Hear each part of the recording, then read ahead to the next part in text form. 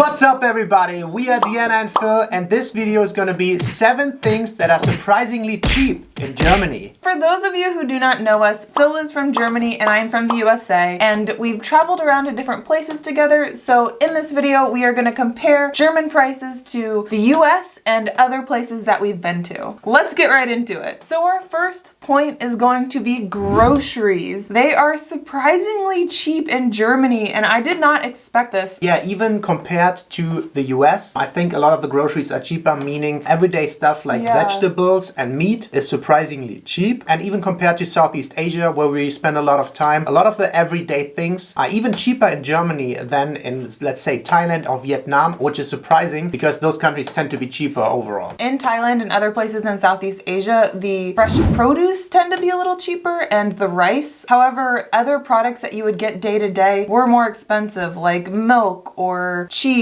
or bread. They were way more expensive in Southeast Asia than compared to Germany. I think dairy related products like milk, cheese, even maybe beef tend to be super cheap in Germany. Everything that comes from the good old cow. Even toiletries tend to be super cheap. You can get cheap shower gel and deodorant compared to Southeast Asia. Compared to the US too, I think even toiletries are a little more expensive. So you can basically live very cheap off the bare necessities or the essentials, I would say. Bare necessities, the simple bare necessities. Alright, the second point we want to talk about is alcohol. And it took me to go out of Germany to realize how freaking cheap alcohol is in Germany. And we're not just talking beer, we're talking vodka, Bacardi, corn, all the stuff that everybody drinks here. You can get a bottle of vodka for as little as €5 or maybe even 4 on sale. Crazy. That is super cheap compared to the US and I think even other countries. Germany, just go to any supermarket, we sell it everywhere. So I think especially wine tends to be a lot cheaper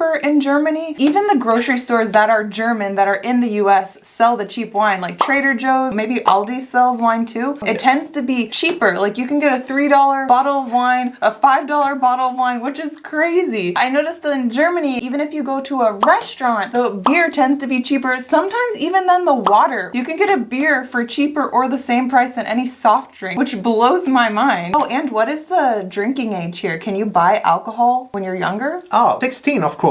Wait, you can buy a bottle of liquor at 16? No, a bottle of beer. We are legally allowed to drink beer at 16 and harder liquor at 18. What? What do you pay for a beer in the US in a bar? I think the restaurant I worked at was maybe $4. Yeah. You can get maybe a $2 Corona. Well, that's interesting because Corona is more expensive than normal beer here. I really like Corona, so I always went for the Corona when I wanted to splurge. I think it's Mexican. It's a Mexican but $4 is not that much more. Of course, it depends on the clubs where you go to. If you go to a club, it can get very expensive. But supermarket prices, beer price per liter, super cheap, especially compared to other countries. Get your alcohol at the supermarket. Woo! Woo! So our third point of things that are surprisingly cheap in Germany is candy and chocolate. Yeah. We were traveling throughout Southeast Asia and we were amazed by how expensive chocolate was. Like decent chocolate and decent candy. It was fairly expensive. Phil kept comparing it to German prices. He's like, you can get this in Germany for €1 or less than €1. He's right. It tastes good here. I love the candy and chocolate here and it's cheaper. It's a necessity of life.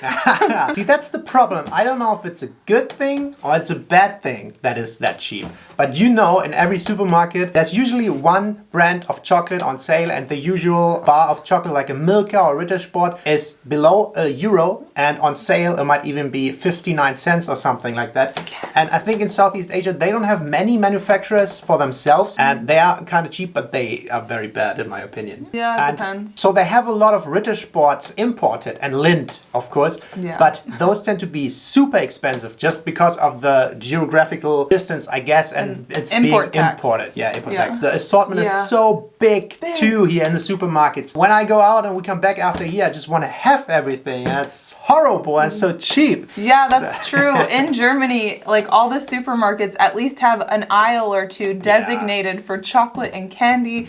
It's Awesome. Check out our candy videos. We already made 3 videos about Diana trying German candy. So that's what we do. That's what we do. That's what we do all the We time. like to try the candy. Okay, one thing that is definitely surprisingly cheap in Germany is education. And you might think, whoa, boring point. But if you go out and you want to study somewhere else, you'll notice it's freaking awesome that education basically is for free in Germany. You pay for it with your taxes and everything, but everyone has an opportunity to get an education and a higher education. So in the US, if you want to go to college or university or even like a trade school, it is very expensive and it varies from state to state. It was cheaper for me to go in-state versus out of state because there's different prices depending on what state you're in. Okay, but let's say you study for an average of, what is it, 4 years in college or university. What's the average cost? What do you have? I hear things like $50,000-$60,000 in the end. I don't know what the average is. I know that per semester it's like $6,000 to $10,000. Per semester? Yeah, per semester for fees. So it's not unusual to have like $50,000 of tuition debt after leaving college. Yeah, hopefully you can get a scholarship and other things to help minimize that debt. But yeah, I think it's very expensive and that's usually all out-of-pocket costs. But in Germany, college and university basically is for free. If you're qualified to go to college, you can just apply for it. They might take you, they might not take you based on your grades and all that stuff. But if they take you, you're not paying to be in college. I think a couple of states still had the 500 euros per semester. A couple of years ago, I think the last 2 or 3 states got rid of it. So correct me if I'm wrong, but I think every state it's free now. Do you have book costs and other fees as well? Oh yeah, everybody has to buy their books. So the base tuition though is free, which is the most expensive part. Exactly, yeah. Base tuition is free. You even get subsidized student housing in most universities. You need living, housing, all that stuff. That's your private things. I think it's getting harder, but back in the day,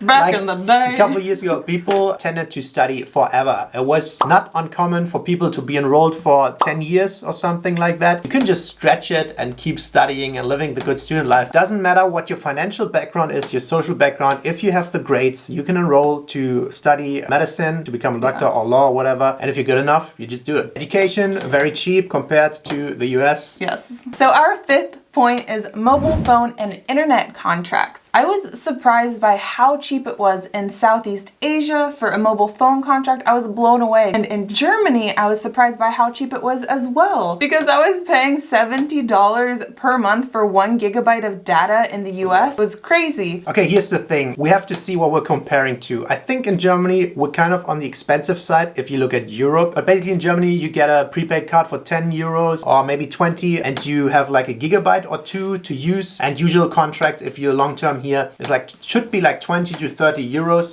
for an all-inclusive thing. But in England and in Austria, I got basically all-inclusive minutes, messages with like 5 gigabyte of data or more data than here for like 10 euros a month, and not a contract. It's month to month payment, so that's way cheaper. But I was blown away if she talked about the US prices. So when I talk about compared to the US, I'm comparing to the big 3 providers like Verizon, T-Mobile, Sprint, and if you compare those to the Germany big providers, T-Mobile, Vodafone, O2. In comparison directly to the big providers in the US to the big providers in Germany, it is way cheaper in Germany. I'm able to use Vodafone. I'm able to use Vodafone here, and it's very cheap. Now there are some smaller companies in the US coming up that have cheaper contracts and they're month to month as well. It's still more expensive than how much I pay in Germany. So when we were living in Thailand and Vietnam, the home internet connection was cheap. The internet that you had in the home and you paid monthly for your household, it was very cheap. And in Germany, it's fairly cheap too. You said it's like 20 to 50 euros maximum? Yeah, again, like you should get a good contract. You can get a good one for 20 euros. I have to guess right now, I think you should get 50 to 100 Mbit for around 20 to 25 euros a month, maybe 30. With 30 euros, you're set to go. You have very fast, good, stable internet. In Thailand, for example, I remember we paid 16.50 for a month for like a 50 Mbit connection. So that was cheaper than here, but the US? Oh my God, it's ridiculous. The internet providers take over a city. So you either have Comcast, Xfinity, or you have like certain providers and they keep the prices jacked so it's up. Like a monopoly. Yeah, a monopoly in an area. And they jack up the prices because they know you need internet. It's just ridiculous. I think I was paying over $100 a month for very slow internet in Charleston, South Carolina, but it was either AT&T or Comcast at the time. They have high prices because you have no other option. The bane of my existence. Yeah. Okay, our 6th thing that is surprisingly cheap in Germany, and this is a little bit of a funny one, is the good old doner kebab. He loves them, we know. And okay, I know what you're thinking. Doner kebabs are not well known around the world, or they don't sell it everywhere. But what I mean by doner kebab being surprisingly cheap is that there is barely an alternative or something similar like a kebab in another country for that price-performance ratio. Preis-Leistungsverhältnis. Exactly.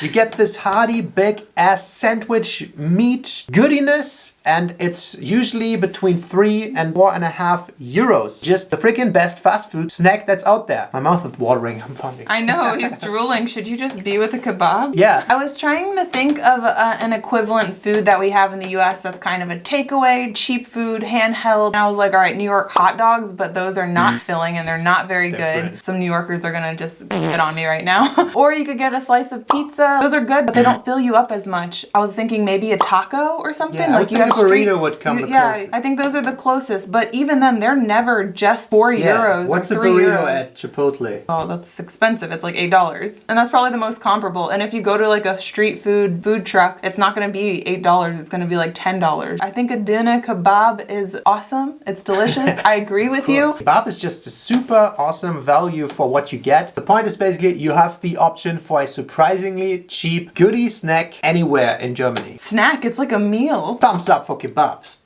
All right, so our 7th and final point is tipping.